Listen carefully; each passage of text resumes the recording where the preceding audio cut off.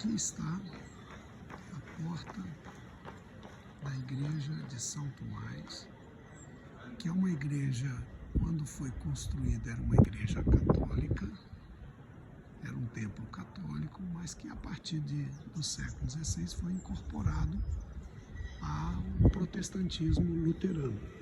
Nessa rua aqui, bem nessa rua aqui, o nome dessa rua, Martinho Lutero, está aqui, ó, Rua Martinho Lutero, um monge alemão que liderou a reforma protestante, a reforma luterana, no início do século XVI, né, na região de Württemberg, mas essa região aqui fazia parte do domínio alemão na ocasião. Por esse motivo, a igreja sem nenhum problema pode ser construída aqui exatamente porque era assegurado, né, desde 1555, era assegurada a liberdade de culto, também em todos os estados alemães. É claro que depois essa região foi incorporada pelo domínio francês no século XVII, na época de Luís XIV, né?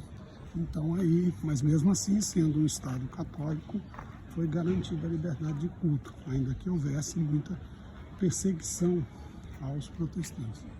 Aqui Albert Weiter, que é um dos líderes do luteranismo no início do século XX na Alemanha. Ele foi, inclusive, Prêmio Nobel da Paz no início do século XX. Mais uma vez, a Thomas Platz, né?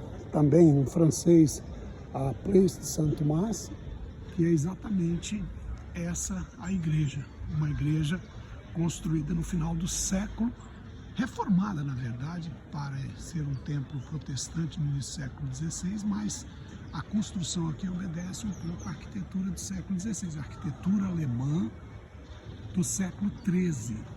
Embora aqui a locação desse santuário aqui, a locação desse templo aqui tenha sido feito lá na Alta Idade Média, mas a igreja aqui obedece muito aos traços, né, arquitetônicos da Alemanha, no estilo aí do final do século XIII, ok?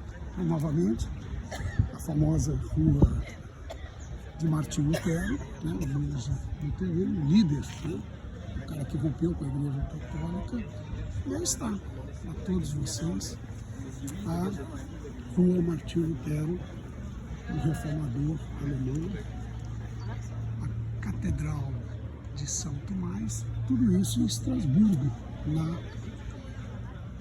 na França, né? Uma região que passou para o domínio francês depois da